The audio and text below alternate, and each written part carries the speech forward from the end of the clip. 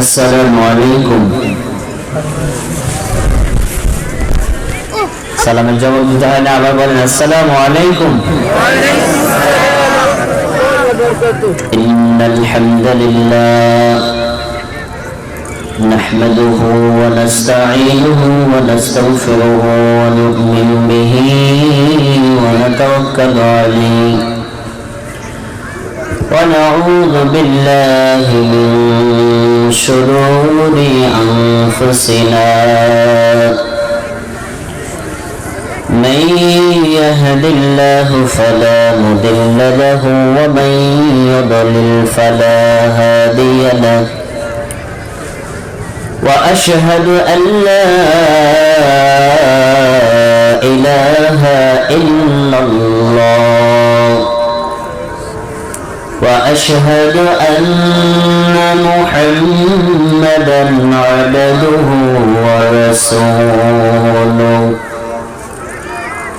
أما بعد فقد قال الله سبحانه وتعالى في القرآن المجيد speaker কে দুইটা অধিক ফিরানো, একটা এদিক ফিরে দেন অ্যাঙ্গেল করে, যে কোনো একটা। أعوذ بالله من الشيطان الرجيم بسم الله الرحمن الرحيم قل هل يستوي الذين يعلمون والذين لا يعلمون إنما يتذكر من أولي الألباب فقال الله تبارك وتعالى في موضع آخر يرفع الله الذين آمنوا منكم والذين أوتوا العلم درجات عن أنس بن مالك رضي الله عنه أنه قال قال رسول الله صلى الله عليه وسلم طلب العلم فريضة على كل مسلم وعن عمر بن الخطاب رضي الله تعالى عنه أنه قال تفقهوا قبل أن تسودوا وقال أبو عبد الله رحمه الله وبعد أن تسودوا وقد تعلم أصحاب النبي صلى الله عليه وسلم بعد كبر سنهم رواه البخاري أما بعد আলহামদুলিল্লাহ, প্রশংসা আল্লাহ সুবহানাহু ওয়া তাআলার জন্য, যে আল্লাহ আমাদের উপর মহা অনুগ্রহ করে, দয়া করে, মায়া করে মডেলহাট বাইতুর রাসূল সাল্লাল্লাহু আলাইহি ওয়াসাল্লাম মাদ্রাসার উদ্যোগে বার্ষিক ওয়াজ মাহফিল ও ইসলামী জলসায় দ্বীনের কথা শোনার জন্য এবং বলার জন্য অত্র মাহফিলের প্যান্ডেলে আমাদেরকে আসার মতো, বসার মতো তৌফিক দান করেছেন। সেজন্য আল্লাহর দরবারে শুকরিয়া জানিয়ে বলছি আলহামদুলিল্লাহ। সবাই কথা বলবেন। আমরা প্রশংসা করলাম কার? একটু জোরে বলেন কার? কি বলে বাক্যটা আমাকে শোনান। আলহামদুলিল্লাহ অর্থ হলো সমস্ত প্রশংসা আল্লাহর জন্য। কার জন্য? সকল প্রশংসা আল্লাহর জন্য। আমরা প্রশংসা করলাম আল্লাহ, আলহামদুলিল্লাহ বলে। এই আলহামদুলিল্লাহ বলার পর, প্রশংসা করার পর লাভ কি আল্লাহর হয়েছে না আমাদের? কি লাভ হলো আপনাদের জানতে মনে চায়? কথা বলবেন আপনারা, জানতে মনে চায়? শোনেন, সহিহুল মুসলিম হাদিস নাম্বার 556। রাসূলের সাহাবী আবু মালিক আশআরী রাদিয়াল্লাহু তাআলা আনহু বলেন, আমি আল্লাহর নবী মুহাম্মদ সাল্লাল্লাহু আলাইহি ওয়াসাল্লামকে বলতে শুনেছি, আলহামদুলিল্লাহি তামলাউল মিজান। কোন আল্লাহর বান্দা, কোন আল্লাহর বান্দি যদি আল্লাহর প্রশংসা করতে গিয়ে বলে আলহামদুলিল্লাহ, কি বলে? আলহামদুলিল্লাহ, আল্লাহ ওই বান্দার উপর এত বেশি খুশি হন, আল্লাহ ওই বান্দার জন্য এত বেশি নেকি বরাদ্দ করেন, এই নেকিগুলো কিয়ামতের দিন যদি মিজানে রাখা হয়, মিজান পূর্ণ হয়ে যাবে। হাদিসের পরের অংশ আরো বেশি গুরুত্বপূর্ণ। আলহামদুলিল্লাহর নেকি শুনে আপনারা কি বলেছেন? সুবহানাল্লাহ।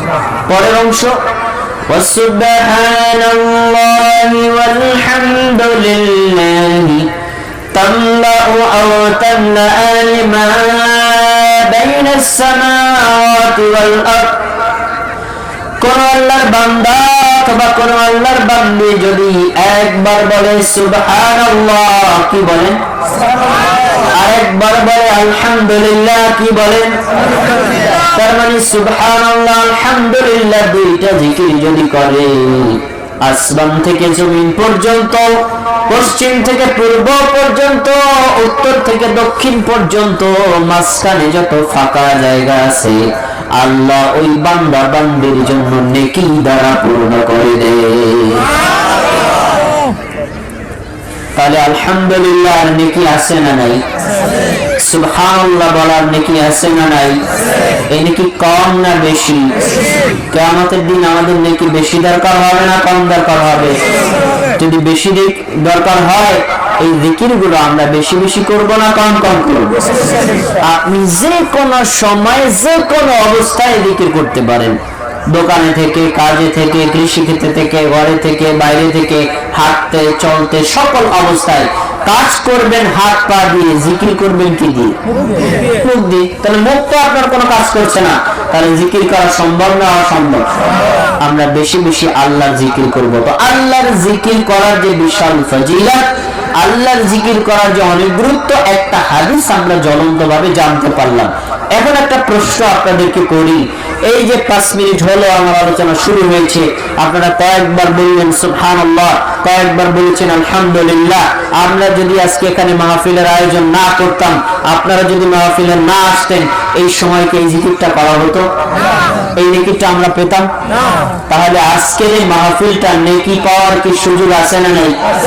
তাহলে আমরা মাহফিল কর্তৃপক্ষ থেকে একটা বিনীত আবেদন জানাতে পারি, এখনো যারা বাড়িতে আছেন, এখনো যারা দোকানে আছেন, এখনো যারা ঘরে আছেন, এখনো যারা বিভিন্ন গল্প গুজবে লিপ্ত আছেন, মাহফিল কর্তৃপক্ষের পক্ষ থেকে বিনীত অনুরোধ, আজকে একটা বিশেষ সুযোগ নেকি অর্জন করে নেওয়ার। তাই আপনারা নিজেদের কাজকর্ম বন্ধ করে অতি দ্রুত মাহফিলের প্যান্ডেলে চলে আসেন, আল্লাহ তাদের আসার তৌফিক দেন, বলেন আমিন। আজকের মাহফিলের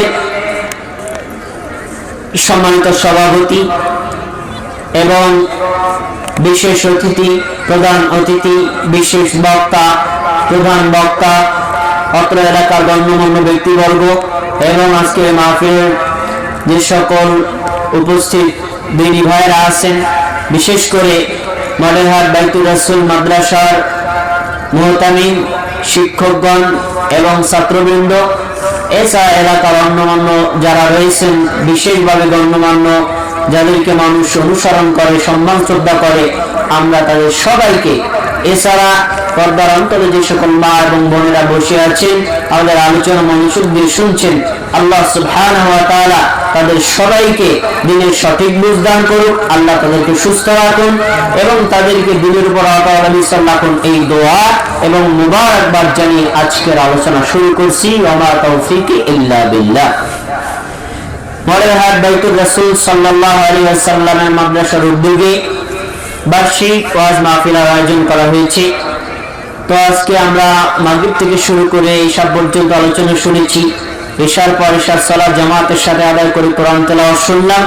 এরপরে আমরা আলোচনা শুরু করতে যাচ্ছি। প্রধান বক্তা যখন আসবেন, তার আলোচনা পূর্ণরূপে শুনে আমরা যেন এখান থেকে যেতে পারি এবং কথাগুলো শুনে নিজের আমলে যেন বাস্তবায়ন করতে পারি, আল্লাহ আমাদেরকে সেই তৌফিক দান করুন, বলেন আমিন।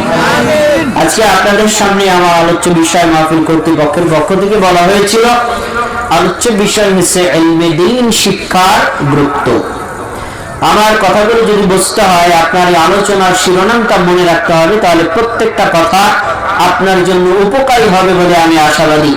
তাই আপনাদেরকে শিরোনামটা আবারও বলছি, ইলমে দ্বীন, শিক্ষার গুরুত্ব। বলেন তো বিষয়টা কি?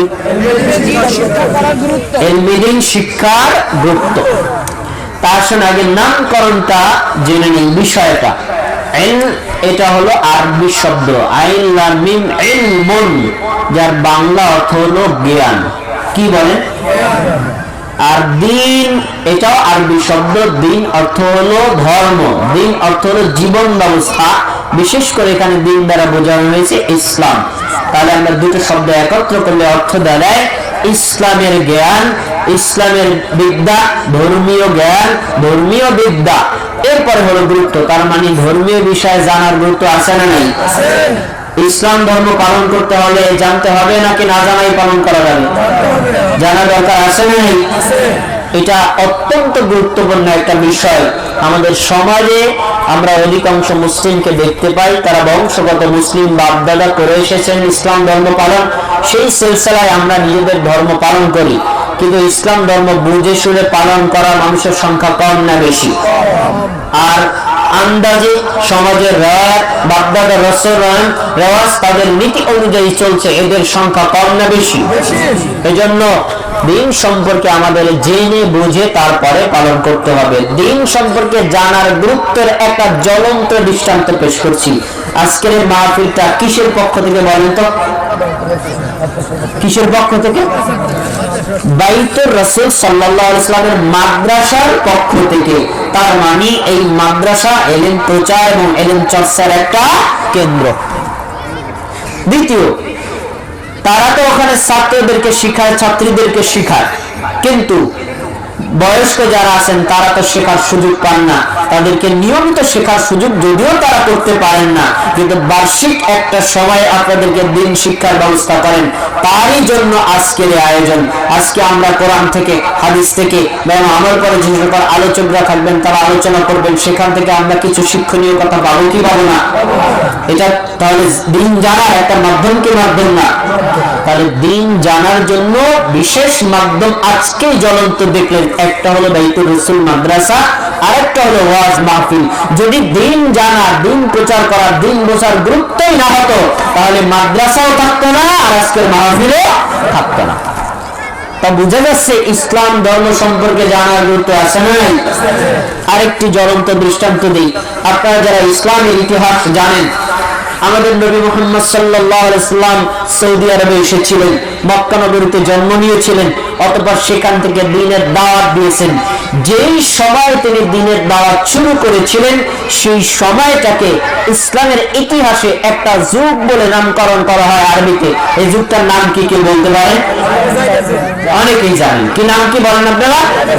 সময় অর্থটা শোনেন। আইয়াম, ইয়াউমুনের বহুবচন। ইয়াউমুন মানে হলো দিন, সময়, আর আইয়াম মানে সময় সমূহ বা যুগ সমূহ, দীর্ঘকাল সময়কে বোঝায়। তার মানে জাহিলিয়াত অর্থ হলো অজ্ঞতা বা মূর্খতা, দুটো একত্র করেন। অজ্ঞতার যুগ, মূর্খতার যুগ, বর্বরতার যুগ।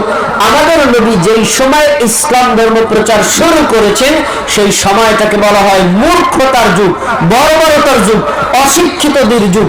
সেই সময় যেহেতু রাসূল ধর্ম প্রচার শুরু করেছেন মূর্খতার যুগের বিপরীতে, তাহলে বোঝা যায় ইসলাম কি মূর্খতার ধর্ম না জ্ঞানের ধর্ম?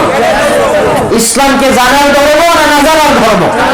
ইসলামকে বোঝার ধর্ম না আপনাদের রাসূল মেরাজের পালন করা ধর্ম? এখান থেকে স্পষ্ট আমরা বলতে পারি অজ্ঞতার বিপরীতে এসেছে ইসলাম, মূর্খতার বিপরীতে এসেছে ইসলাম। অতএব কোন ব্যক্তি যদি ইসলাম সম্পর্কে না জানে, না বোঝে, না জানে, তাহলে সে ব্যক্তি আসলে জাহিলি যুগেতে বাস করল। ইসলাম ধর্ম সম্পর্কে জানার গুরুত্ব এটা আমরা স্পষ্ট বুঝতে পারি রাসূলুল্লাহ সাল্লাল্লাহু আলাইহি ওয়াসাল্লাম এমন সময় দিনের দাওয়াত শুরু করেছেন যে সময়টা ছিল মূর্খতার যুগ। আর রাসূল যখন দিনের দাওয়াত দিয়েছেন, সাহাবীরা যখন দিন বুঝতে পেরেছেন, বুঝতে বুঝতে এমন একটা পর্যায়ে চলে গিয়েছে যেই সকল সাহাবীদের বয়স 90 বছর, 95 বছর, 100 বছর ইসলাম ধর্ম গ্রহণ করেছেন, এই বৃদ্ধ বয়সে পুরো কোরআনের হাফেজ হয়ে গেছে, বলেন সুবহানাল্লাহ। এই জন্য ইমাম বুখারী তার অনুচ্ছেদের মধ্যে একটা কথা এনেছেন কি, ওয়াকাদ তা'লামু আসহাবুন নবী সাল্লাল্লাহু আলাইহি ওয়াসাল্লাম বা'দা কাবীরা সিন্নিহিম। জ্ঞানার্জনের গুরুত্ব এত বেশি, রাসূল সাল্লাল্লাহু আলাইহি ওয়াসাল্লামের কোন কোন সাহাবী বৃদ্ধ বয়সে ইলম চর্চা করতেন, বলেন সুবহানাল্লাহ। তাহলে বৃদ্ধ বয়সে ইলম চর্চা করার দরকার আছে না নাই? যুবক বয়সে দরকার আছে না নাই? কিশোর বয়সে দরকার আছে না নাই? শুধু পুরুষদের দরকার, নারীদের দরকার নাই, তাই না? প্রত্যেকের দরকার আছে না নাই? এই সম্পর্কে আমরা একটু কোরআন থেকে জেনে নেই। আল্লাহ সুবহানাহু ওয়া তাআলা বলেন সূরাতুল জুমার 9 নম্বর আয়াত, আল্লাহ তাআলা বলেন قُلْ هَلْ يَسْتَوِي الَّذِينَ يَعْلَمُونَ وَالَّذِينَ لَا يَعْلَمُونَ। আল্লাহ আমাদেরকে প্রশ্ন করছেন, আপনারা সকলে উত্তর দিবেন, আমার দিকে তাকান। আল্লাহ আমাদেরকে প্রশ্ন করছেন, হে নবী মুহাম্মদ সাল্লাল্লাহু আলাইহি ওয়াসাল্লাম, তুমি তাদেরকে বলো, মানে আমাদেরকে বলতে বলেছেন, কি বলো? হাল ইয়াস্তাবিল লাযীনা ইয়ালামুনা, যারা জানে, ওয়াল্লাযীনা লা ইয়ালামুন, আর যারা জানে না, উভয় দল কি সমান হতে পারে? কি বলেন? আমার দিক তাকান। যারা জানে আর যারা জানে না, যারা বোঝে আর যারা বোঝে না, যারা চিন্তা করে আর যারা চিন্তা করে না, আর যারা পড়াশোনা করে আর যারা পড়াশোনা করে না, উভয় দল কি সমান? সমান। মর্যাদাগত পার্থক্য আছে না নাই? কোন দল উত্তম? যারা জানে তারা উত্তম, আর যারা জানে না তারা হচ্ছে অধম। যারা জানে তারা কি উত্তম, আর যারা জানে না তারা কি অধম। আল্লাহ আমাদেরকে নবীর মাধ্যমে প্রশ্ন করছেন, তোমরাই বলো যারা জানে তারা উত্তম, আর যারা জানে না তারা উত্তম। তারা উত্তম, আমরাই বলেছি যারা জানে তারা উত্তম। এখন আমরা কি উত্তম দলের মধ্যে থাকবো না অধম দলের মধ্যে? আমরা কোন দলে যাব? উত্তম দলে। আর উত্তম দলে যদি আপনাকে যেতে হয়, তাহলে দিন সম্পর্কে জানতে হবে না, না জেনে যাওয়া যাবে? জানতে হবে কি হবে না? এখান থেকে আমরা বুঝতে পারি ইলমে দ্বীন চর্চা করার গুরুত্ব আছে না নাই? আরেকটা আয়াত নেন, সূরাতুল মুজাদালা 11 নম্বর আয়াত, আল্লাহ সুবহানাহু ওয়া তাআলা বলেন ইয়ারফাইল্লাহুল্লাযীনা আমানু মিনকুম ওয়াল্লাযীনা উতুল ইলমা দারাজাত। হে মুমিনগণ, তোমরা একটু মনোযোগ দিয়ে শোনো। ইয়ারফাউ, আল্লাহ উঁচু করেছেন, আল্লাহ মর্যাদা বাড়িয়ে দিয়েছেন। আল্লাহু, আল্লাহ নিজে মর্যাদা বাড়িয়ে দিয়েছেন। কাদেরকে? ইয়ারফাউল্লাহুল্লাযীনা আমানু মিনকুম, তোমাদের মধ্যে যারা ঈমানদার, যারা মুমিন, আল্লাহ তাদের মর্যাদা বাড়িয়ে দিয়েছেন। সুবহানাল্লাহ। আমরা কি মুমিন না কাফের? আমরা কি ঈমানদার না বেঈমান? তাহলে আমাদের মর্যাদা বাড়িয়ে দিয়েছেন কে? আল্লাহ নিজে বাড়িয়ে দিয়েছেন, বলেন আলহামদুলিল্লাহ। এরপরে বলছেন ওয়াল্লাযীনা উতুল ইলমা দারাজাত, আর এই মুমিনদের মধ্যে আবার যারা জ্ঞানী, যারা বুদ্ধিমান, যারা বিচক্ষণ, যারা কোরআন হাদিস নিয়ে গবেষণা করে, পড়াশোনা করে, জানতে চেষ্টা করে, আল্লাহ তাদের মর্যাদা অনেক অনেক অনেক ধাপ বাড়িয়ে দিয়েছেন। সুবহানাল্লাহ। আমার দিক তাকান, পুরো পৃথিবীতে যত মানুষ রয়েছে, মানুষ দুই প্রকার। কয় প্রকার? এই আয়াতের আলোকে বলছি, মানুষ কয় প্রকার? এক কাফের, দুই মুমিন। কয় প্রকার? প্রকারের নাম বলেন। কাফের আর কাফের পৃথিবীতে আছে না নাই? মুমিন পৃথিবীতে আছে না নাই? আমরা কি কাফের না মুমিন? এবার শোনেন, এই দুই ভাগ করে আল্লাহ কাফেরদের সম্পর্কে কিছু বলেননি, মুমিনদের সম্পর্কে বলেছেন। এটাই স্পষ্ট বোঝা যায় কাফেরদের অবস্থান আল্লাহর কাছে কি, আর মুমিনদের অবস্থান আল্লাহর কাছে কি। আল্লাহ বলছেন যারা বেঈমান, যারা কাফের, যারা মুরতাদ, যারা নাস্তিক, আল্লাহ তাদের চাইতে মুমিনদের মর্যাদা বাড়িয়ে দিয়েছেন। সুবহানাল্লাহ। কাফেরদের চাইতে আমাদের মর্যাদা আল্লাহর কাছে কম না বেশি? কিসের কারণে বেশি? কিসের কারণে? ঈমানের কারণে। ঈমান আনার কারণে আমরা আল্লাহর উপর ঈমান এনেছি, রাসূলের উপর ঈমান এনেছি। আল্লাহ এবং আল্লাহ রাসূল যার উপর ঈমান আনতে বলেছেন আমরা তার উপর ঈমান এনেছি। এজন্য বেঈমানদের চাইতে আমাদের মর্যাদা বাড়িয়ে দিয়েছেন কে? আল্লাহ। এরপরে মুমিনরা আবার দুই প্রকার। কয় প্রকার? মুমিন আবার দুই প্রকার। এক প্রকার মুমিন হচ্ছে যারা কোরআন হাদিস পড়ে না, কোরআন হাদিস জানে না, তারা ওই বাপদাদার রসম রেওয়াজের আলোকে ধর্ম পালন করে, জানেও না আর জানার চেষ্টাও করে না। আর এক শ্রেণীর মুমিন আছে যারা কোরআন পড়ে, হাদিস পড়ে, সেগুলো বুঝে আমল করার চেষ্টা করে। তাহলে মুমিন হলো কয় প্রকার? দুই প্রকার। এক প্রকারের মুমিন হলো শিক্ষিত, আর এক প্রকার মুমিন হলো মূর্খ। এক প্রকার শিক্ষিত, এক প্রকার মানুষ হচ্ছে জানার জন্য চেষ্টা করে, আর এক মানুষ জানার চেষ্টা করে না। আল্লাহ রাব্বুল আলামিন বলছেন যারা মূর্খ, যারা জানতে চায় না, যারা জানে না, যারা বোঝে না, তাদের চাইতে যারা জানে আল্লাহর কাছে তাদের মর্যাদা অনেক অনেক অনেক ভাগ বেশি। সুবহানাল্লাহ। এখানে শব্দটা আলেম ওলামা বুঝবেন। দারাজাতিন, দারাজাতুন এক বছর বহুবচনে দারাজাতুন, তার মানে যারা মূর্খ তাদের চাইতে মর্যাদা আল্লাহ অনেক গুণ শিক্ষিতদের বাড়িয়ে দিয়েছেন। সুবহানাল্লাহ। কি বোঝায়? জ্ঞানীদের মর্যাদা আছে না নেই? এলেম চর্চার গুরুত্ব আছে না নেই? কেমন গুরুত্ব, কেমন মর্যাদা বাড়াইছেন আপনাকে একটা হাদিস শুনাই, শুনে আবু দাউদে আপনি আর স্পষ্ট হবেন আয়াত থেকে। যারা এই পৃথিবীতে কোরআন পড়তে পারে, কোরআনকে বিশ্বাস করে, কোরআনের অর্থ জানার চেষ্টা করে, কোরআন তাফসীর সহকারে পড়ে, অতঃপর সে অনুযায়ী আমল এবং প্রচার করে, এই লোকটাকে আল্লাহ তাআলা কিয়ামতের দিন আদম থেকে শুরু করে কিয়ামত পর্যন্ত যত মানুষ আর যত জিন আসবে সব মানুষের সামনে মর্যাদার ঘোষণাটা কিভাবে দিচ্ছেন একটু মনোযোগ দিয়ে শুনুন। রাসূলুল্লাহ সাল্লাল্লাহু আলাইহি ওয়াসাল্লাম বলেন, ইয়াকালু লিসাহিবিল কুরআন, এই পৃথিবীতে যে ব্যক্তি কোরআন পড়েছিল, কোরআনের উপর বিশ্বাস করেছিল, কোরআনের উপর আমল করেছিল এবং কোরআন তাফসীর সহকারে তেলাওয়াত করেছিল, আল্লাহ তাআলা এই পাঠককে কিয়ামতের দিন বলবেন ইকরা, পড়ো। সুবহানাল্লাহ। সমস্ত মানুষের সামনে তাকে কি বলবেন? পড়ো। কি পড়বে? কি পড়বে? কোরআন পড়ো, কোরআন পড়তে বলবেন। এরপর বলবেন ওয়ারাতিল কামা কুনতা তুরাতিল ফিদ দুনিয়া, শোনো দুনিয়াতে তুমি যেভাবে তাওতিল সহকারে ঠান্ডা মাথায় স্থির ভাবে প্রত্যেক আয়াতে আয়াতে থেমে থেমে থেমে, যেখানে একালিফ টান সেখানে একালিফ টেনে, যেখানে তিনালিফ টান সেখানে তিনালিফ টেনে, যেখানে যতটুকু নিয়ম কানুন আছে তাকবীরের সুন্দর পদ্ধতি অনুযায়ী পড়েছিলে, আজকে সমস্ত মানুষের সামনে তুমি সেভাবে পড়ো। সুবহানাল্লাহ।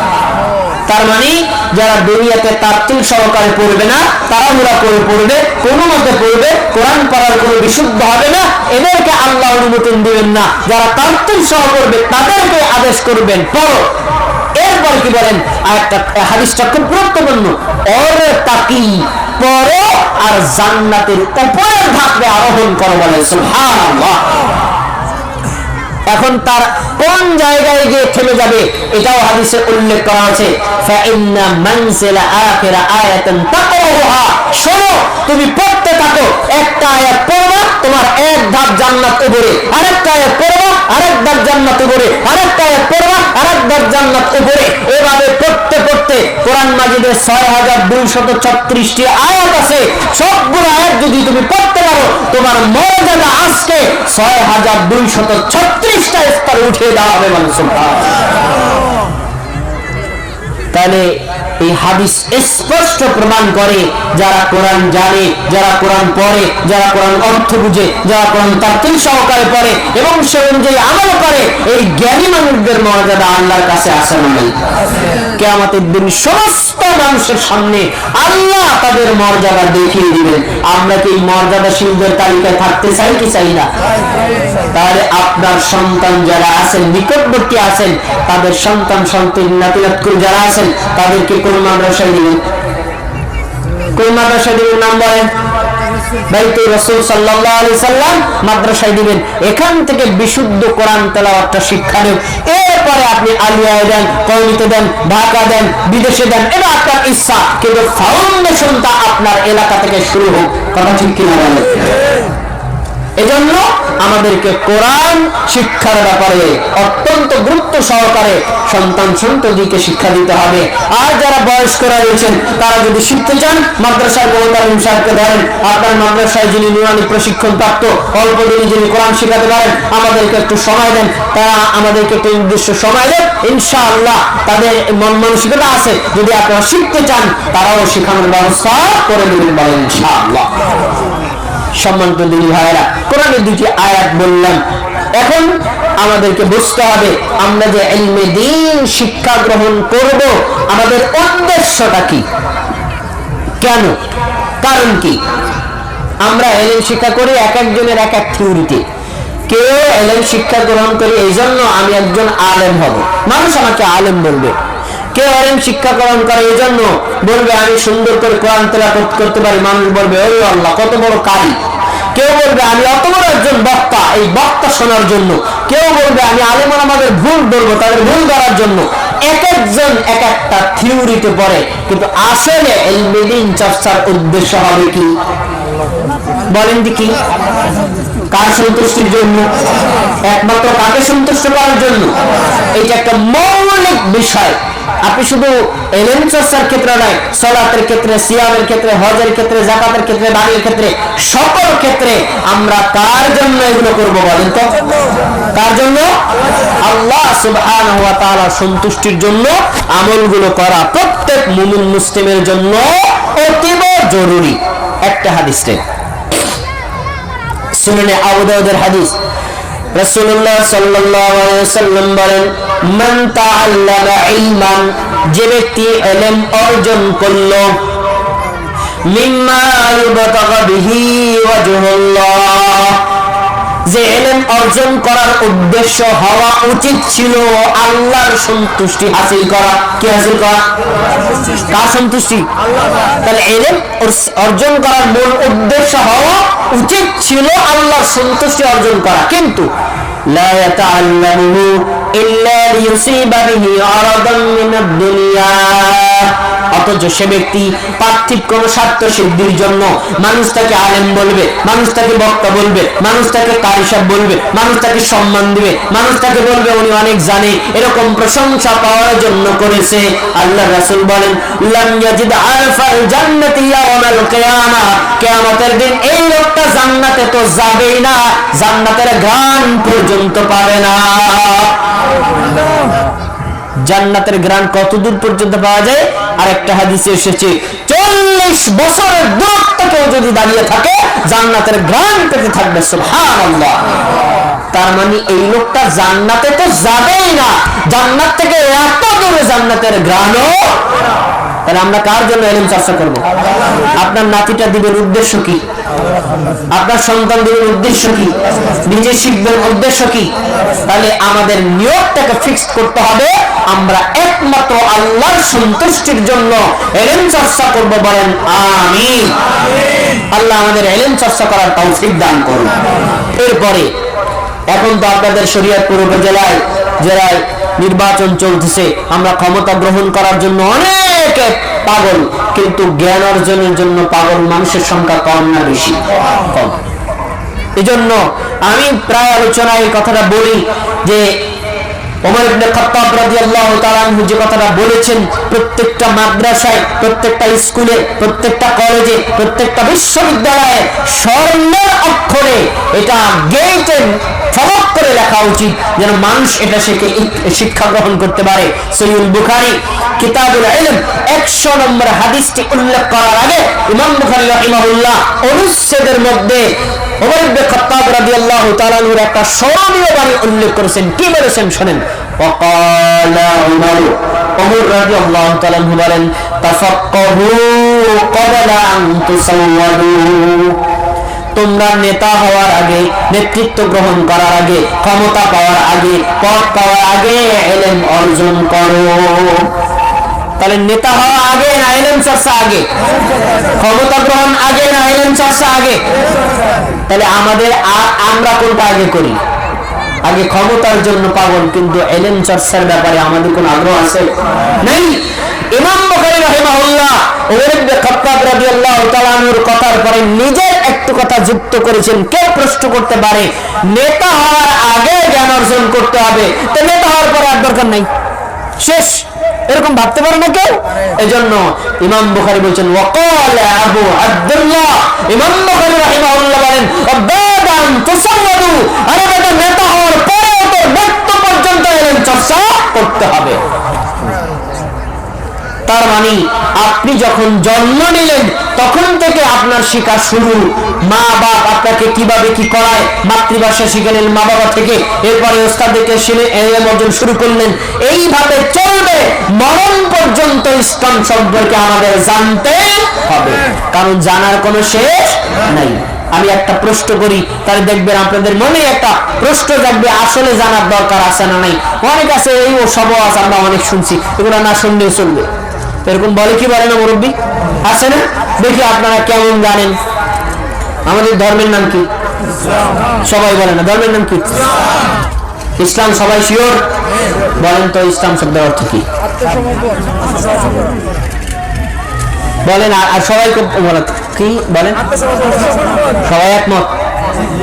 এর বিরুদ্ধে কেউ নাই? কে বলছেন? শান্তি। আচ্ছা, দুইটা অর্থ পাই আমার, আর কোন অর্থ জানেন না আপনারা? দুইটা অর্থ পাইলাম। আচ্ছা, এবার আমার দিকে একটু টাকা। আমি প্রশ্ন এই জন্য করেছি, আমাদের ধর্মের নাম ইসলাম, আর এখন আলোচনা করতেছি ইলমে দ্বীনের গুরুত্ব, তার মানে আমাদের ধর্ম সম্পর্কে জানার গুরুত্ব সম্পর্কে। দেখেন, প্রশ্নটা এই জন্য করলাম যে আমাদের ধর্মের নাম ইসলামে, ইসলাম শব্দের অর্থ এখন পর্যন্ত জানি না, আর বাকিটা তো দূরেই। ইসলাম অর্থ শান্তি, এটা একটা ভুল অর্থ, কিন্তু আমাদের সমাজের অধিকাংশ মানুষ এই অর্থ জানে কি জানে না? এখানে কিছু সচেতন মানুষ আছেন, তাই আপনারা বলতে পেরেছেন ইসলাম শব্দের অর্থ শান্তি নয়। তার অর্থ কি? ইসলাম শব্দের অর্থ হলো আত্মসমর্পণ করা, মেনে নেওয়া, আনুগত্য করা, অনুসরণ করা।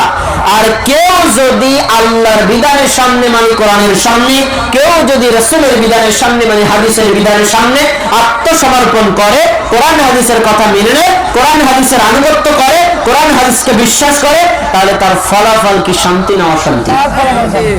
তাহলে ইসলাম অর্থ শান্তি নয়, ইসলাম অর্থ আত্মসমর্পণ করা, আর ইসলামের ফলাফল হলো শান্তি। আমি একটা সহজ একটা বিষয় দেখেন, আমরা ইসলাম ধর্ম, আমার বয়স হয়ে গেছে 60 বছর, আমরা শুনতেছি বাপদাদার আমল থেকে আমাদের ধর্মের নাম ইসলাম, কিন্তু ইসলাম শব্দের সঠিক অর্থটাই জানি না। তাহলে জানার ত্রুটি আছে না নাই? তাহলে জানার কোন শেষ সীমানা নাই। ইসলাম অর্থ আত্মসমর্পণ করা। তাহলে ইসলাম ধর্মের গুরুত্ব সম্পর্কে একটা হাদিস আমি আমার হামদের মধ্যে পড়েছিলাম, যে হাদিসটা কমন একটা হাদিস, আপনারা জানেন। হাদিসটি বর্ণিত হয়েছে সুনানে ইবনে মাজাহ, হাদিস নম্বর 224, হাদিসটি হাসান। আনাস ইবনে মালিক রাদিয়াল্লাহু তাআলা বলেন, রাসূলুল্লাহ সাল্লাল্লাহু আলাইহি ওয়াসাল্লাম বলেছেন, তালাবুল ইলমি ফারিদাতুন আলা কুল্লি মুসলিম। এই হাদিস আপনারা শুনেছেন না শুনেননি? এই মাদ্রাসায় যে সকল নুরানি ছাত্র আছে না, ওদেরকে জিজ্ঞেস করবেন, প্রত্যেকটা ছাত্র বলতে পারবে এই হাদিস তো বলবে, সাথে অর্থ বলে দিবে। অর্থ কি? তালাবুল ইলমি ফারিদাতুন, ইলমে দ্বীন তালাশ করা মানে ইসলাম সম্পর্কে জানা, ইসলামী জ্ঞান অর্জন করা। ফারিদাতুন অর্থ কি? ফারিদাতুন অর্থ কি? ফরজ, প্রত্যেক মুমিনের জন্য, আলা কুল্লি মুসলিম, একজন মুমিন বাদ নাই, প্রত্যেক মুমিনের জন্য। ভাই পুরুষরা মুমিন আর মহিলারা মুমিন না? মহিলারা মুমিন না? তাহলে পুরুষের জন্য ফরজ, মহিলাদের জন্য ফরজ না? যুবকদের জন্য ফরজ, বৃদ্ধদের জন্য ফরজ না? কিশোরদের জন্য ফরজ, আর বয়স্ক লোকদের জন্য দরকার নেই? আলা কুল্লি মুসলিম, যে বলবে আমি মুসলমান তার জন্যই ইলম চর্চা করা কি? আবার বলেন, ইলম চর্চা করা কি ফরজ। তাহলে ইলমে দ্বীন শিক্ষার গুরুত্ব ইসলামের সবচেয়ে বেশি, অথচ আমাদের সমাজে, আমাদের এলাকায়, আমাদের দেশে এই বিষয়ে অবহেলা সবচেয়ে বেশি দেখা যায়। সালাত যেমন আদায় করা ফরজ, সিয়াম যেমন পালন করা ফরজ, হজ যেমন আদায় করা ফরজ, যাকাত যেমন আদায় করা ফরজ, পর্দা করা যেমন ফরজ, ইলমে দ্বীন শিক্ষা করা তেমনই ফরজ। কোনো পার্থক্য নাই, বরং আমরা বলতে পারি সালাতের চাইতে ইলমে দ্বীনের গুরুত্বটা বেশি। কেন? আপনি নামাজ পড়বেন, ভাই কিভাবে পড়বেন না জানলে পড়তে পারবেন? আপনি যাকাত দিবেন, যাকাতের নিয়ম জানেন না, দিতে পারবেন? আপনি রোজা পালন করবেন, রোজার নিয়ম যদি না জানেন, আপনি রোজা পালন করতে পারবেন? তার মানে সকল ইলমের, সকল ফরজের মূল হলো কি? ইলমে দ্বীন শিক্ষা গ্রহণ করা। অনেকে বলে বর্তমান বিশ্বে মুসলমানরা অধপতিত, নিষ্পেষিত, নির্যাতিত। তারা কেন? এর কারণ হলো তাদের কোনো ঐক্য নাই, তাদের কোনো শক্তি নাই, তাদের কোনো পারমাণবিক বোমা নাই, ইত্যাদি নাই। আমি বলি না, মুসলমানদের অধপতনের এক নম্বর কারণ মুসলমানরা তাদের ধর্ম সম্পর্কে জানে না। এটাই মেইন কারণ। যদি ধর্ম সম্পর্কে জানতো তাহলে ওমর ইবনে খাত্তাব রাদিয়াল্লাহু তাআলা আনহু, আবু বকর সিদ্দিক রাদিয়াল্লাহু তাআলা আনহু অর্ধ পৃথিবী যেভাবে দাপটের সাথে শাসন করেছে, আজকে মুসলমানরা সারা বিশ্বে শাসন করতে পারত। পারে না কেন? ইলম নাই তাই। পারে না কেন? জানে না তাই। অথচ আমরা জানি নলেজ ইজ পাওয়ার, জ্ঞানের শক্তি। জ্ঞানের শক্তির উপর আর কোনো শক্তি হতে পারে না। জ্ঞান সবচেয়ে বড় শক্তি। আবার ইংরেজিতে বলে education is the backbone of a nation. শিক্ষাই জাতির মেরুদণ্ড। মেরুদণ্ড মানে পিছনের যে পিঠের হাড়, এই হাড় ছাড়া মানুষের শরীর কি দাঁড়িয়ে থাকা সম্ভব? তার মানে ইসলাম দাঁড়িয়ে আছে শিক্ষার উপর। শিক্ষা আছে যেখানে ইসলাম থাকবে সেখানে, শিক্ষা নেই যেখানে ইসলাম থাকবে না সেখানে। তাই শিক্ষার গুরুত্ব সম্পর্কে, ইলমে দ্বীন চর্চার গুরুত্ব সম্পর্কে আমরা কোরআন এবং হাদিসের আলোকে আরো অনেক বিস্তারিত অনেক কথা বলতে পারি। আমরা আলোচনাটা সংক্ষেপ করে আনছি। এখন একটা প্রশ্ন করতে পারেন যে ইলমে দ্বীনের তো কোনো শেষ সীমা নয়, বিশাল এক সাগর, তা আমাদের কোন বিষয়গুলো জানা জরুরি, যেগুলো ছাড়া ইসলামের উপর টিকে থাকা সম্ভবই না? এগুলো তো জানতে হবে, কমপক্ষে জানা দরকার আছে না নাই? আপনার প্রত্যেক মানুষ মুক্ত হবে, প্রত্যেক মানুষ মারানো হবে, প্রত্যেক মানুষ আল্লাহ হবে, এই বিষয়টা এমন নয়। সমাজের কিছু মানুষ এমন হলে যথেষ্ট, কিন্তু ইসলামের মূল জ্ঞান সম্পর্কে প্রত্যেকটা মানুষের জানতে হবে। যদি না জানে তাহলে সে ইসলামের উপর টিকে থাকতে পারবে না। এবার কোন কোন বিষয়ের উপর আপনার জানা ফরজ, মনোযোগ দিয়ে শোনেন। এক নম্বর, কোরআন হলো ইসলামী জ্ঞানের এক নম্বর সিলেবাস। নাম কি? নামটা কি? দুই নম্বর হলো হাদিস। কি? কোরআন আর হাদিস এই দুটা হলো ইসলামী জ্ঞানের মূল উৎস, একদম ফাউন্ডেশন। এজন্য প্রত্যেকটা মুমিনকে, প্রত্যেকটা মুসলিমকে অবশ্যই কোরআন সম্পর্কে মৌলিক জ্ঞান, আমি বলছি বিস্তারিত না, মৌলিক জ্ঞান, হাদিস সম্পর্কে মৌলিক জ্ঞান থাকা দরকার আছে না? কোরআন সম্পর্কে, হাদিস সম্পর্কে মূল জ্ঞান প্রত্যেক মুমিনের থাকতেই হবে। আল্লাহ কি বলছেন শোনেন। আল্লাহ বলছেন ওয়াইযা তুলিয়াত আলাইহিম আয়াতুহু যাদাতহুম ঈমানা। কোন মুমিন নারী অথবা পুরুষ যদি আল্লাহর কোরআন তেলাওয়াত করে এবং তেলাওয়াত নিজে করে অথবা অন্যেরটা শোনে, তাদের ঈমান বাড়ে না কমে? যাদাতহুম ঈমানা, তাদের ঈমান বেড়ে যায়। তাহলে ঈমান বাড়ানোর একটা মাধ্যম কি? কোরআন তেলাওয়াত করা অথবা তেলাওয়াত কেউ করলে সেটা শোনা। এখন আপনি যদি ঈমান আপনার বাড়াতে চান তাহলে কি কোরআন তেলাওয়াত দরকার আছে না নাই?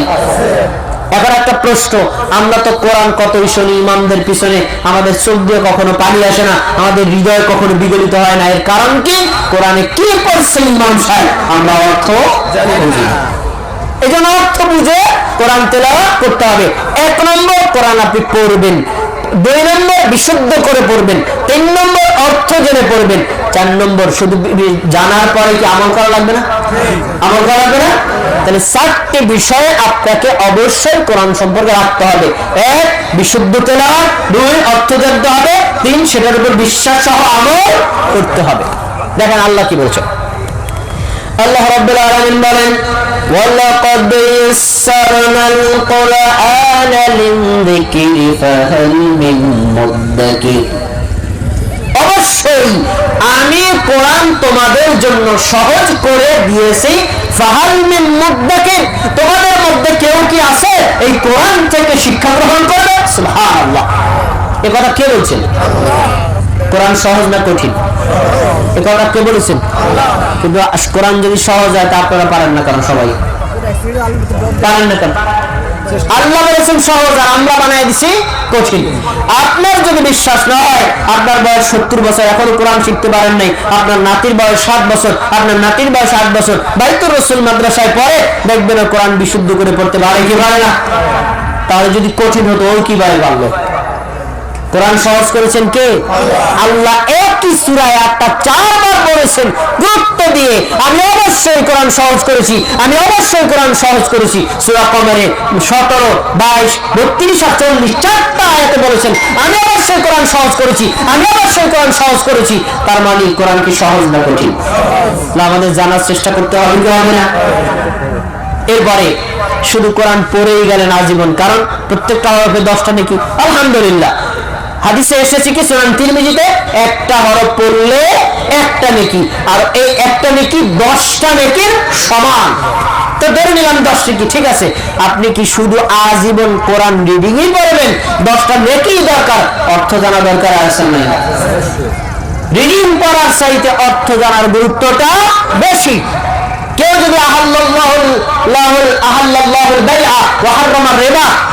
পড়তে না পারে তার কোনো গুনাহ হবে না, কিন্তু আল্লাহ যে বলেছেন ব্যবসা করা হারাম, সুদ খাওয়া হারাম, এটা জানা কি ফরজ।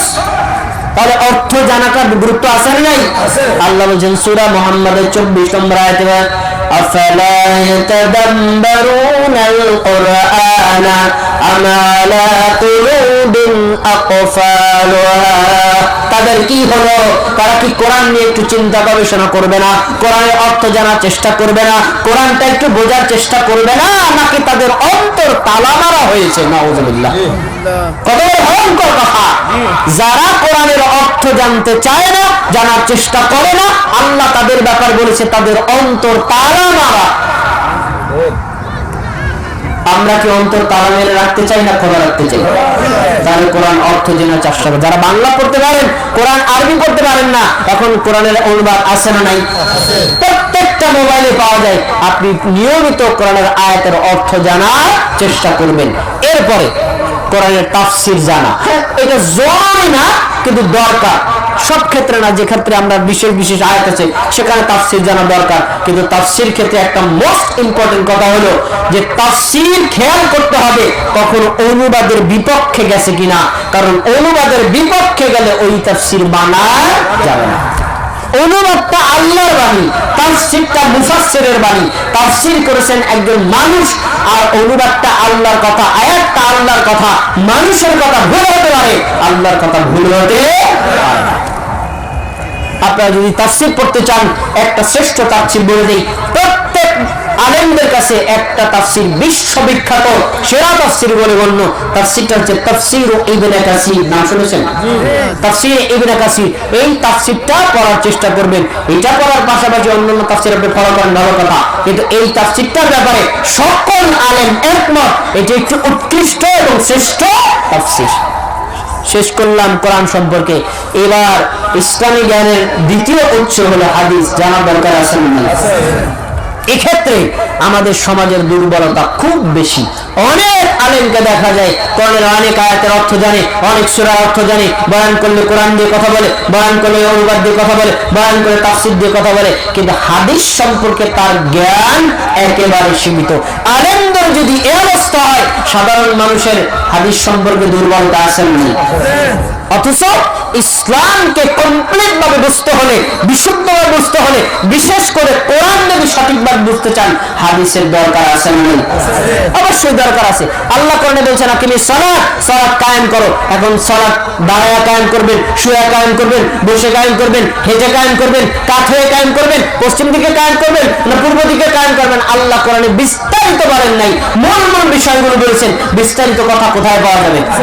তাহলে হাদিস যদি আপনি না নেন, তাহলে আপনি সালাত আদায় করতে পারবেন না, যাকাত আদায় করতে পারবেন না, সিয়াম পালন করতে পারবেন না, হজও করতে পারবেন না। এজন্য হাদিস জানা দরকার আছে। কোরআন হলো আল্লাহর বাণী, হাদিসটা কার বাণী? আল্লাহর বাণী। দুই ভাগে ভাগ। কে বলছেন রাসূলের বাণী, কি বলছেন আল্লাহর বাণী? হ্যাঁ, এবার কথা ঠিক আছে। আপেক্ষিক সত্য। কেউ যদি বলে হাদিস আল্লাহর বাণী, আপেক্ষিক সত্য। কেউ যদি বলে হাদিস রাসূলের বাণী, আপেক্ষিক সত্য। রিয়াল সত্য হলো আসলে শব্দটা রাসূলের, মূল কথাটা কার? আল্লাহ। কারণ কোরআনের যে সকল আয়াতগুলো অর্থ আমরা বুঝি না, বিশ্লেষণ বুঝি না, আল্লাহর নবী মুহাম্মদ সাল্লাল্লাহু আলাইহি ওয়াসাল্লামকে সাহাবীগণ প্রশ্ন করেছেন, আল্লাহ তাআলা তখনই আল্লাহর নবীর অন্তরে ওহী ঢেলে দিয়েছেন, যা আল্লাহ ওহী ঢেলে দিয়েছেন রাসূল তারই বিশ্লেষণ করেছেন। তাহলে এই হাদিসটা যে আসলো মূলত কার থেকে এসেছে?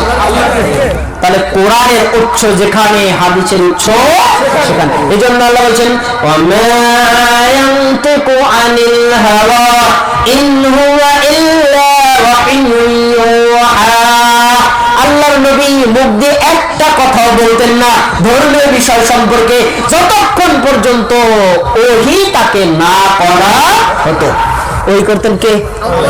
আল্লাহ। তার মানে আপনি রাসূলকে একটা প্রশ্ন করলে ততক্ষণ তিনি উত্তর দিতেন না যতক্ষণ আল্লাহ উত্তরটা জানিয়ে না দিতেন। তার মানে উত্তরটা যেটা দিতেন সেটা রাসূলের কথাটা মূলত আল্লাহরই কথা, আল্লাহরই কথা। একটা বাস্তব হাদিস নেন, রাসূল সাল্লাল্লাহু আলাইহি ওয়াসাল্লাম বলেন, শোনো, প্রত্যেক মুমিনের জন্য হজ করা ফরজ। ওয়ালিল্লাহি আলান নাস, এই আয়াতটা শুনে দিলেন। সাহাবীগণ প্রশ্ন করে, একজন সাহাবী বলছে, আল্লাহর রাসূল প্রত্যেক বছরই ফরজ? প্রশ্ন করছে কি প্রত্যেক বছরই ফরজ? একবার প্রশ্ন করছে, রাসূল চুপ। আবার প্রশ্ন করছে, তিনি চুপ। আবার প্রশ্ন করছে, তিনি চুপ। তিনবার প্রশ্ন করার পরে তিনি বলছেন, শোনো, আমি যদি বলতাম নাম, আমি যদি বলতাম হ্যাঁ, তাহলে তোমাদের প্রত্যেকের জন্য প্রত্যেক বছরে হজ করা ফরজ হয়ে যেত। ভাই তখন আমরা পারতাম? টাকা যতই থাক প্রত্যেক বছর হজ করা সম্ভব হয় না। তাহলে প্রথম একবার হজ করা ফরজ, বাকি জীবনে যতবার করবেন সেটা নফল। কোরআনে নাই, আছে কোথায়? তাহলে হাদিস দরকার আছে না নাই? হাদিস ছাড়া ইসলাম কখনো পালন করা সম্ভব নয়।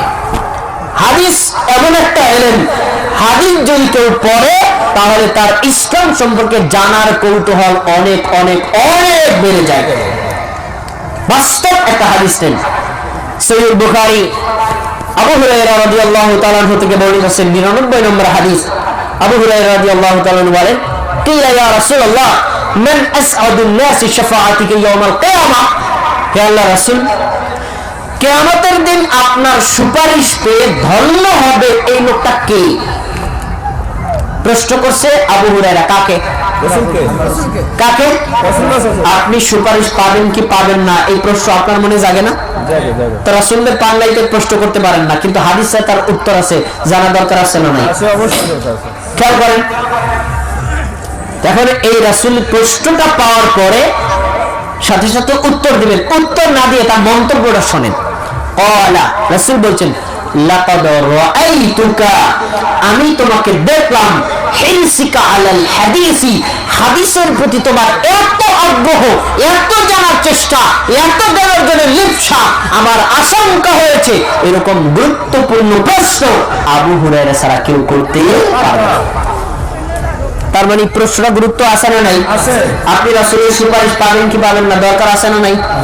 এবার শুনে পরে বলছেন, আসআদুন নাসি শাফাআতি ইয়াউমাল কিয়ামাতি মান ক্বালা লা ইলাহা ইল্লাল্লাহ খালিসাম মিন কলবিহি। আমার উম্মতের মধ্যে সেই বান্দা, সেই উম্মতটা কিয়ামতের দিন আমার সুপারিশ পাবে যে ব্যক্তি লা ইলাহা ইল্লাল্লাহ বলেছে, শুধু ঠোঁট দিয়ে নয়, কি দিয়ে? অন্তর দিয়ে, বিশ্বাসের সাথে বলে সুবহানাল্লাহ। কি দিয়ে বলতে হবে? আপনাদের এলাকায় হিন্দুদের বসবাস আছে না নাই? হিন্দুরা লা ইলাহা ইল্লাল্লাহ বলতে পারে না? অনেকে বলে, তা কি জানেন? বলে কি বলে না? আপনি দেখবেন যারা পাখি পালে, ময়না পাখি, টিয়া পাখি, অনেক সময় কথা শিখালে কথা বলতে পারে, দেখছেন? লা ইলাহা ইল্লাল্লাহ বলাইলো লা ইলাহা ইল্লাল্লাহ বলে, তাহলে ময়না পাখি কি আর রাসূলের সুপারিশ পাবে? তো কি বুঝাইছেন এটা দ্বারা? এই জন্য রাসূল শর্ত দিয়েছেন, শুধু লা ইলাহা ইল্লাল্লাহ বললেই হবে না, খালিসাম মিন কলবি, অন্তরে দৃঢ় বিশ্বাসের সাথে বলতে হবে। আল্লাহ ব্যতীত সত্য কোন ইলাহ আছে? না। আছে? তার সত্যিল্লাহ কে? এই বিশ্বাস যদি আপনার অন্তরে থাকে, কিয়ামতের দিন আপনি রাসূলের সুপারিশ পেয়ে ধন্য হয়ে যাবেন। রাসূলের সুপারিশ যে পাবে সে কোথায় যাবে? জান্নাতে। আপনি কোথায় যেতে চান? জান্নাতে। এখন এই হাদিসটা কেন বললাম? রাসূল সাল্লাল্লাহু আলাইহি ওয়াসাল্লাম আবু হুরায়রাকে বললেন, আবু হুরায়রা, এই যে গুরুত্বপূর্ণ প্রশ্ন তুমি করলা, হাদিসের প্রতি তোমার আগ্রহ আছে, এজন্য প্রশ্নটা জেগেছে। তার মানে হাদিস জানলে তার জ্ঞানের কৌতূহল বাড়ে না কমে? এক নম্বর ফজিলতের। দুই নম্বর, কেউ যদি হাদিস জানে, আল্লাহ তাআলা তার আর্থিক অভাব অনটন দূর করে দেন। এই একই আবু হুরায়রা থেকে বর্ণিত সহিহ বুখারী হাদিস। আবু হুরায়রা রাদিয়াল্লাহু তাআলা একদিন এইভাবে কাপ্তান কাপড়, মানে উৎকৃষ্ট মানের কাপড়, অনেক দামি কাপড়, বিশ্বের সেরা কাপড়, কাপড় দিয়ে নাকের ময়লা মুছছেন। মুছছেন আর বলছেন, বাক বাক আবু হুরায়রা ইয়াতাবাক্কাতু মিন কাত্তান। আবু হুরায়রার কি আর্থিক উন্নতি হয়েছে যে নাকের ময়লাটা পর্যন্ত বিশ্বের শ্রেষ্ঠ কাপড় দিয়ে মুছে ফেললেন। সুবহানাল্লাহ। এখন তার পিছনের কথা স্মৃতিচারণ করছেন আবু হুরায়রা, বলছেন আবু হুরায়রার একটা সময় এমন গেছে রাসূলের দরবারে পড়েছিল, আবু হুরায়রা খাবার পায়নি, ক্ষুধার তাড়নায় একদম মসজিদের দরবার, মসজিদের মধ্যে রাসূলের মানে মেম্বার আর আয়েশা রাদিয়াল্লাহু তাআলা হুজরার মাঝখানে তিনি শুয়ে থাকতেন। ক্ষুধার তাড়নায় একবার বেহুশ হয়ে যেতেন, মৃগীরোগের মতো হতো। মানুষ নামাজ পড়তে আসতো, আসার সময় সবাই বলতো কই আবু হুরায়রা মনে পাগল হয়ে গেছে, দেখো মসজিদের দরজায় শুয়ে রয়েছে। তা যাওয়ার সময় এভাবে একটু পা দিয়ে ধাক্কা দিত। কেমন কষ্ট করেছে রাসূলের হাদিস জানার জন্য। বলছে আবু হুরায়রার এত আর্থিক দুর্বলতা ছিল, আর্থিক এত কষ্ট ছিল, খাবার পেত না। আল্লাহ রাসূল সাল্লাল্লাহু আলাইহি ওয়াসাল্লামের হাদিস জানার কারণে আজকে আবু হুরায়রার কি আর্থিক উন্নতি হয়েছে। সুবহানাল্লাহ। তাহলে হাদিস জানলে আর্থিক অবস্থার দুর্বলতা কাটিয়ে দেন কে? এটা হাদিসের একটা বারাকা, হাদিসের একটা কল্যাণ। আরেকটি হাদিস সব সাহাবী বলছেন, আবু হুরায়রা খালি বলে ক্বালা রাসূলুল্লাহ ক্বালা রাসূলুল্লাহ, আল্লাহ রাসূল বলেছেন। তা আবু হুরায়রা এত হাদিস পায় কোথায়? আমরা বলতে পারি না। তখন আবার তিনি ব্যাখ্যা দিচ্ছেন, সে ব্যাখ্যাটা সহিহ বুখারীতে ইমাম বুখারী সংকলন করেছেন যে আমার আনসারী ভাইদের ছিল কৃষিক্ষেত্রে কাজ, তারা কৃষিক্ষেত্রে কাজ করত, আর মুহাজির ভাইরা বাজারে গিয়ে ব্যবসা বাণিজ্য করত। তো তাদের ব্যবসা বাণিজ্য কৃষিক্ষেত্রে কাজ কর্মের কারণে রাসূলের দরবারে সবসময় থাকতে পারে নাই। আমার কোনো ক্ষেত নাই, কোনো ব্যবসা নেই, কোনো স্ত্রী নেই, সন্তান নেই, কিচ্ছু নাই। আমি রাসূলের দরবারে পড়ে থাকতাম 24টা ঘন্টা। তো বলছেন তারা যে হাদিসগুলো ভুলে যেত, আমি সেগুলো মুখস্থ করতাম। তারা যেগুলো শুনতে পারে নাই, আমি সে হাদিসগুলো শুনতে পেরেছি। এজন্য আমি হাদিস বেশি বেশি বলতে পারি। যে ব্যক্তি হাদিস বেশি জানবে তার ইলম কি বাড়বে না কমবে? অনেক গুণ বেশি বেড়ে যাবে। এই জন্য হাদিস সম্পর্কে আমাদের জ্ঞান অর্জন করতে হবে। ভাই, হাদিসের গুরুত্ব সম্পর্কে অনেক কথা বলা যায়। এবার একটা প্রশ্ন, শুধু হাদিস পড়লেই হবে না, উসুলুল হাদিস সম্পর্কে জানাটাও জরুরি। মাদ্রাসায় যখন পড়ায় তখন উস্তাদরা অনেক মানে কঠিন করে বলে, এখানে যে সাধারণ কিছু মানুষ আছেন আপনাদের বুঝতে কষ্ট হবে, আমি একদম সহজ ভাষায় বলি, আপনাদের বুঝতে সহজ হবে। বিষয়টা হলো এমন যে হাদিস যখন আপনি জানবেন তখন অবশ্যই উসুলে হাদিস যদি জানা না থাকে তাহলে আপনি ভুল করতে পারেন, ভুল করতে পারেন। এজন্য উসুলে হাদিস জানতে হবে। উসুলে হাদিসটা কি? হাদিস সনদের আলোকে দুই ভাগে ভাগ করা হয়েছে। কয় ভাগে? এক হলো মাকবুল আর এক হলো মারদুদ। মাকবুল মানে গ্রহণযোগ্য, আমলযোগ্য, আর মারদুদ মানে প্রত্যাখ্যাত, গ্রহণযোগ্য নয়। কোনগুলো? যেগুলো সহিহ হাদিস সেগুলো গ্রহণযোগ্য, আমলযোগ্য। দুই, যেগুলো হাসান হাদিস সেগুলো গ্রহণযোগ্য, আমলযোগ্য। এগুলো হলো মাকবুলের অন্তর্ভুক্ত। আর যেগুলো হলো জয়ীফ আর যেগুলো মাউজু, জয়ীফ মানে দুর্বল, মাউজু মানে বানানো, মানে রাসূল বলেন নাই কিন্তু রাসূলের নামে মানুষ বানায়া বলছে, এর উপর আমল করা যাবে? তাহলে দুই প্রকার হলো, কিছু হাদিস আমল করতে হয়, বিশ্বাস করতে হয়, আর কিছু হাদিস আমল করা যায় না। সহিহ হাদিসের উপর বিশ্বাস করতে হবে, আমলও করতে হবে। হাসান হাদিসের উপর বিশ্বাস করতে হবে, আমলও করতে হবে। আর জয়ীফ হাদিসের দুইটা স্তর, জয়ীফুন জিদ্দান মারাত্মক দুর্বল, আর কিছু আছে সাধারণ দুর্বল।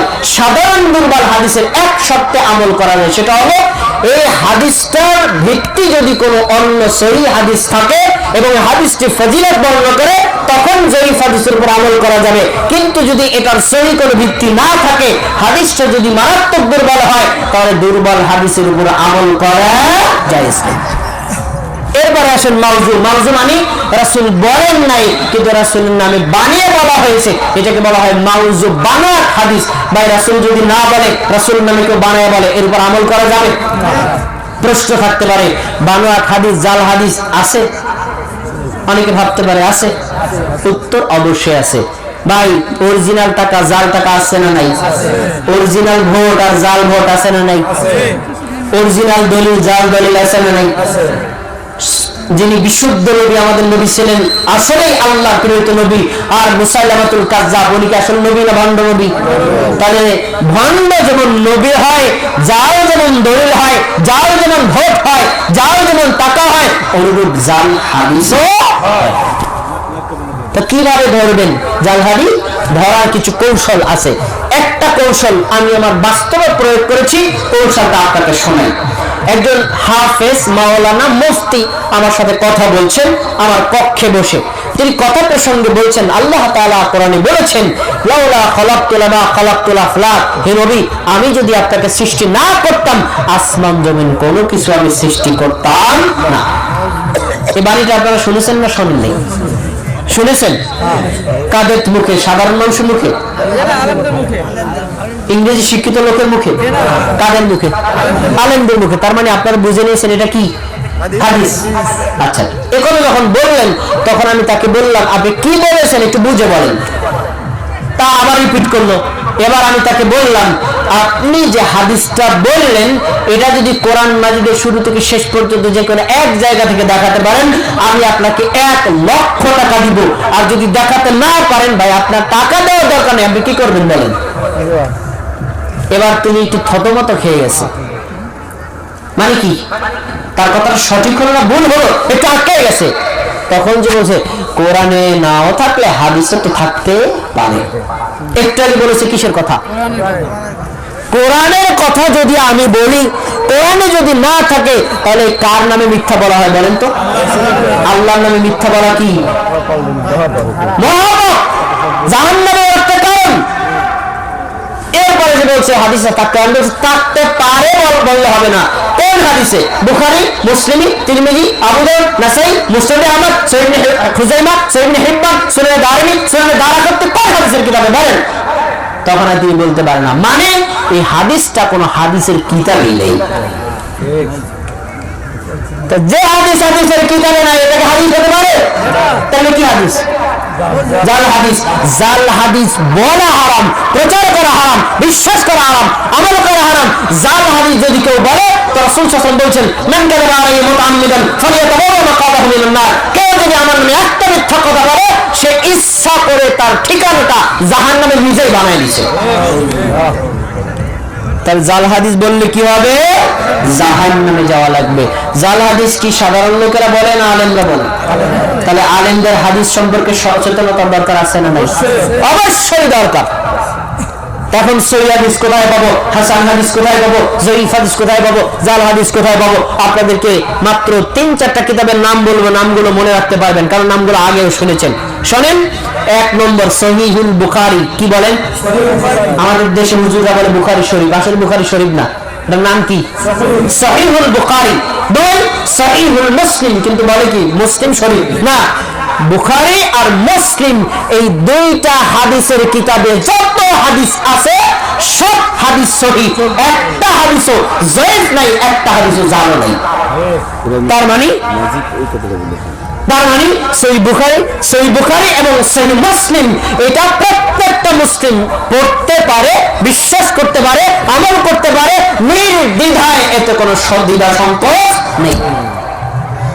একজন আলেমের রেফারেন্স আপনাকে দিচ্ছি, খলিল আহমদ সাহারানপুরি, দেওবন্দের যিনি একজন শাইখুল হাদিস ছিলেন, তিনি মারা গেছেন, আল্লাহ তাকে ক্ষমা করুন। তিনি বুখারী শরীফের সরাহ লিখেছেন, সেখানে বলেছেন আসাহুল কুতুবি বা'দা কিতাবিল্লাহ। আলেমদের এই বিষয়ে একমত হয়েছেন, আল্লাহর কিতাব কোরআনের পরে সবচেয়ে বিশুদ্ধ হাদিসের কিতাবের নাম কি? বুখারী।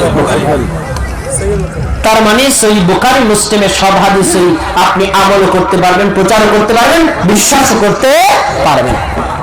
বুখারী থেকে কেউ যদি এমন একটা হাদিস আমল করেন যে হাদিস আমাদের সমাজে চলে না, তখন আমাদের দেশের মানুষ এগুলো বাধা দেয় কি দেয় না? যারা বাধা দেয় তারা বুঝতে হবে হাদিস সম্পর্কে তারা মূর্খ।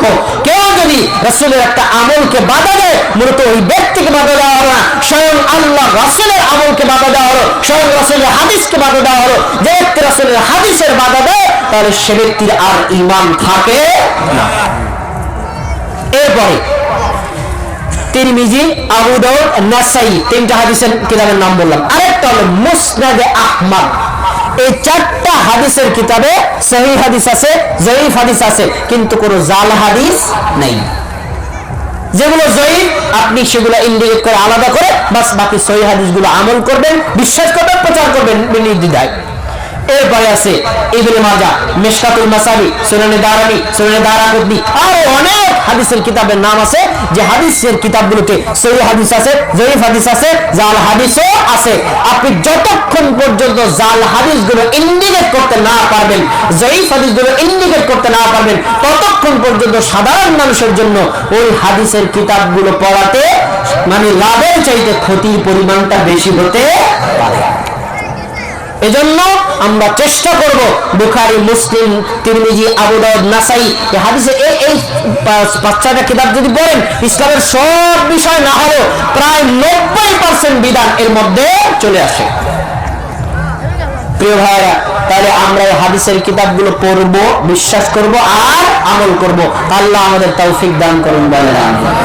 আচ্ছা, এবার ইসলামের কোন বিষয়গুলো প্রত্যেকটা মুমিনের জন্য জানা জরুরি, তার সিলেবাস বললাম, একটা কোরআন আর একটা হলো হাদিস। আচ্ছা, এবার আসেন বিষয়, কোন কোন বিষয়গুলো মুমিনের জন্য জানা ফরজ, যা না জানলে সে মুমিন হিসেবে থাকতে পারবে না।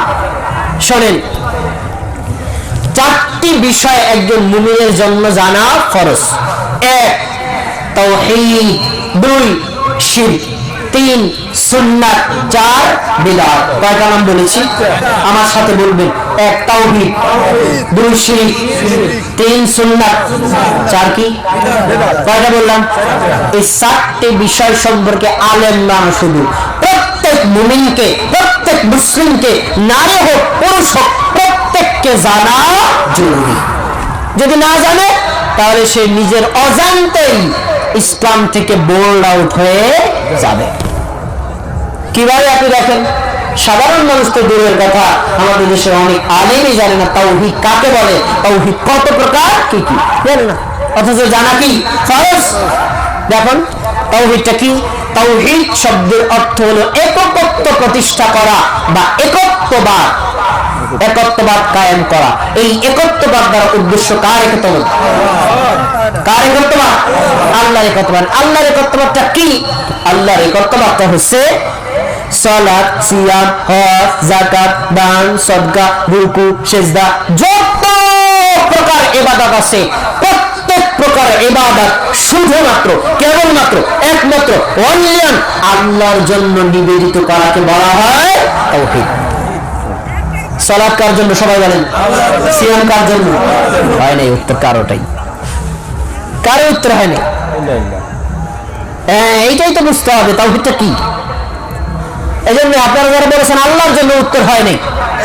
আমি তো সচেতন মানুষ, এদের বুঝতে হবে এখানেই তাওহীদের মাইল প্যাচ। সেটা হলো আল্লাহর জন্য যদি হয় তখন আপনি বুঝতে পারবেন। যেমন আমাদের দেশের কিছু পীর মুরিদরা আছে, কয় সিজদা দুই প্রকার। কয় প্রকার? একটা হলো সিজদাতুল লিল্লাহ, ইবাদত, ইবাদতের সিজদা, আর একটা হলো তাজিমের সিজদা। তো তাজিমের সিজদা পীরকে দেওয়া যায়, বুজুর্গকে দেওয়া যায়, আলিমকে দেওয়া যায়, মুফতিকে দেওয়া যায়, মামাকে দেওয়া যায়, ওস্তাদকে দেওয়া যায়, বাবাকে দেওয়া যায়, মাকে দেওয়া যায়, ল্যাংটা বাবা, খাজা বাবা, দয়াল বাবা, পীর বাবা। আছে না নাই? এদের দেয় না? আপনাদের শরীর করে দেয় না? আছে না নাই? তোমার এই ইবাদত গুলো দিলাম এদেরকে, আর যেগুলো ইবাদতের সিজদা এগুলো দিলাম আল্লাহকে। তাহলে ইবাদত কয় ভাগ ভাগ হলো? কিছু অংশ কাকে দিল আর কিছু অংশ কাকে দিল? এটা কি তাওহীদ আছে? না। কি হয়েছে ভাই? এটা শিরক। কয় ভাগে ভাগ হয়ে গেল? দুই ভাগ। তার মানে সে ব্যক্তি তাওহীদ বুঝতে পারে। কোন ব্যক্তি যদি আল্লাহ ব্যতীত সে যারে হোক, পীরকে, বুজুর্গকে, আলেমকে, মুফতিকে, মাওলানাকে অথবা ওস্তাদকে, বাবাকে, মাকে সিজদা করে, আল্লাহর কসম করে বলছি তার বাপ দাদা 14 গোষ্ঠী মুসলমান হলেও সে আর মুসলমান থাকতে পারে। কে বলছেন? আল্লাহ। لا تسجدوا للشمس ولا للقمر واسجدوا لله الذي خلقهن। হে পৃথিবীর মানুষ তোমরা শোনো, চন্দ্রকে তোমরা সিজদা করো না, আর তোমরা ওই সূর্যকেও সিজদা করো না, বরং চন্দ্র সূর্য সহ সমগ্র পৃথিবী যিনি সৃষ্টি করেছেন তোমরা স্রষ্টাকে সিজদা করো। স্রষ্টাকে তাহলে সিজদা করতে হবে তাকে। এই জন্য যত প্রকার সিজদা হোক, আল্লাহ ছাড়া অন্য কাউকে নিবেদিত করলে তাওহীদ ভেঙে যায়, আর তাওহীদ ভেঙে গেলে শিরক হয়, শিরক করলে তার পরিণতি জাহান্নাম। তাহলে তাওহীদ সম্পর্কে জানা দরকার আছে না নাই? মোস্ট ইম্পর্টেন্ট জানা ফরজ। এবার একটা প্রশ্ন করে দেই, আপনারা তাওহীদ সম্পর্কে কতটুকু সচেতন? আমাদের নবী মুহাম্মদ সাল্লাল্লাহু আলাইহি ওয়াসাল্লাম যখন দাওয়াত দিয়েছেন, তখন যারা অস্বীকার করেছিল, মানে নাই, কাফের, বেঈমান, মুশরিক, এদের কয়েকজনের নাম বলেন তো? একজন দুজন বললে হবে? অনেক সচেতন মানুষ আছে আলহামদুলিল্লাহ। আবু জাহেল, উতবা, শাইবা, মুগিরা, বড় বড় কাফের লিডারদের নাম কথা বললাম। এবার একটা প্রশ্ন করি, আবু জাহেল আল্লাহকে বিশ্বাস করতো? সবাই একমত? এর বিপক্ষে কেউ নাই? আবু জাহেল আল্লাহকে বিশ্বাস করতো?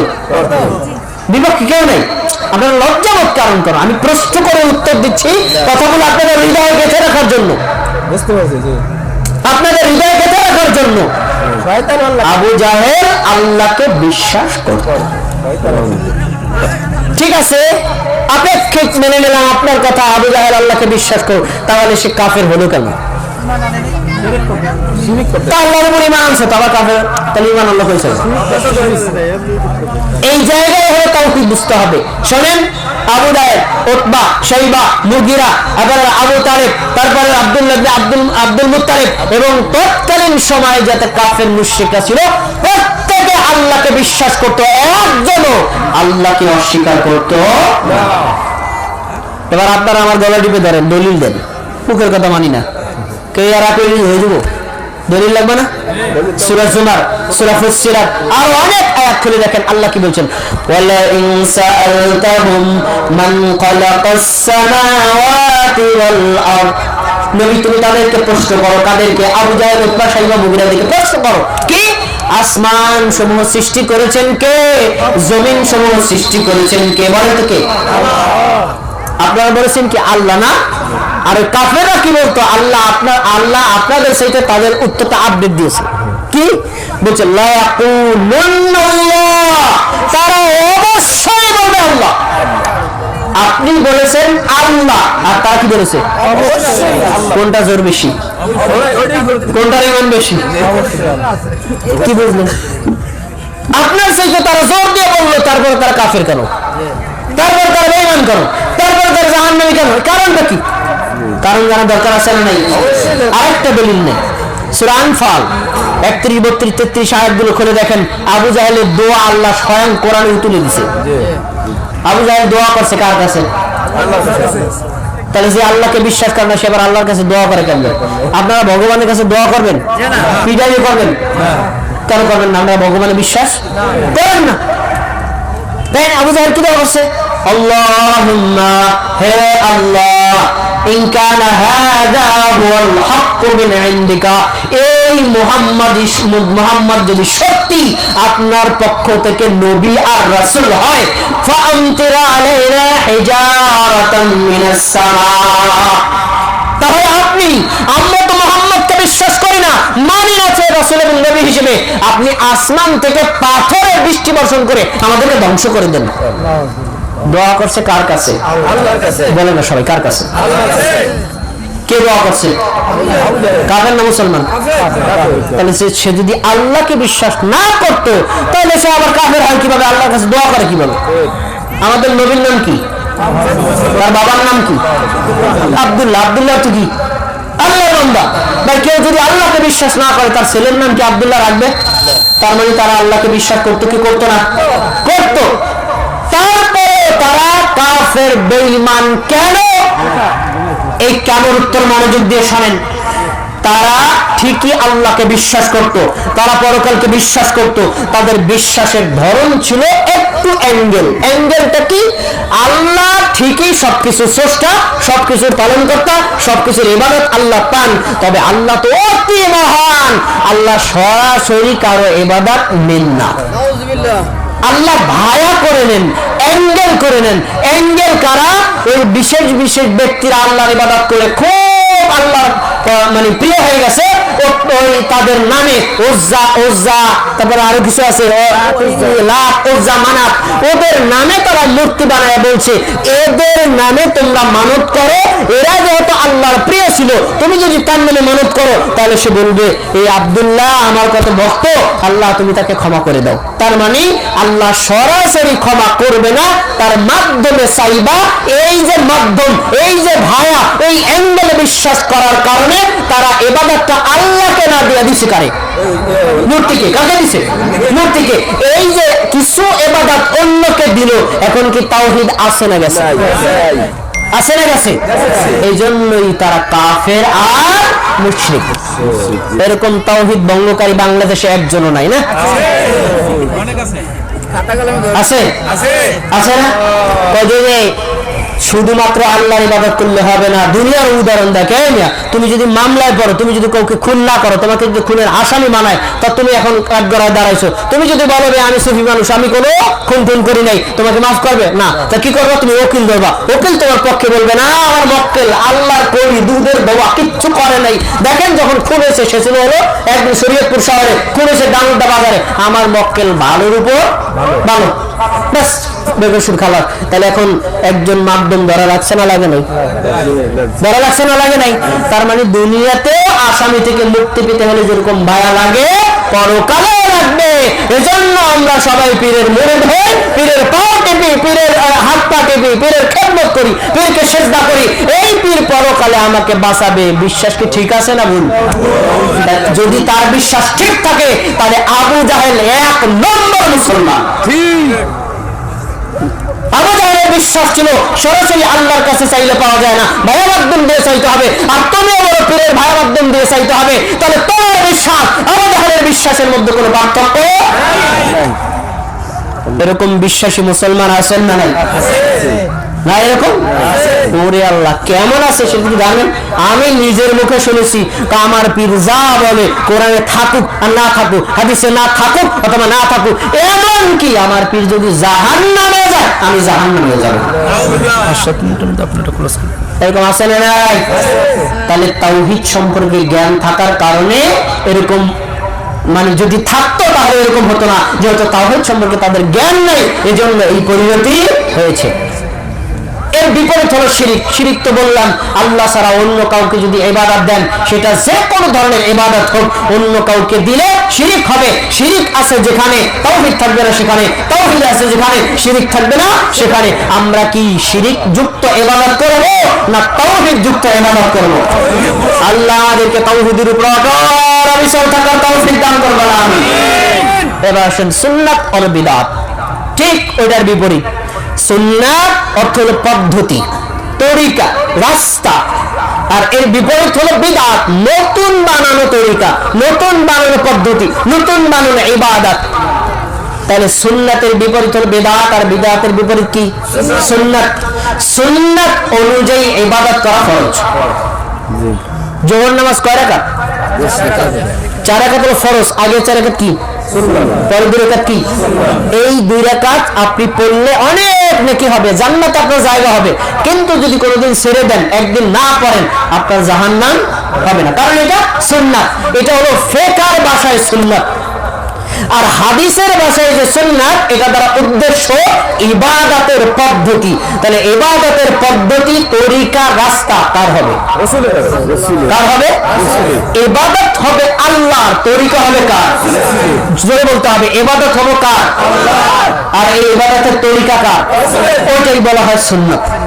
তাহলে সালাত, সিয়াম, হজ, যাকাত, দান, সদকা সবকিছুর তরিকা হবে কার?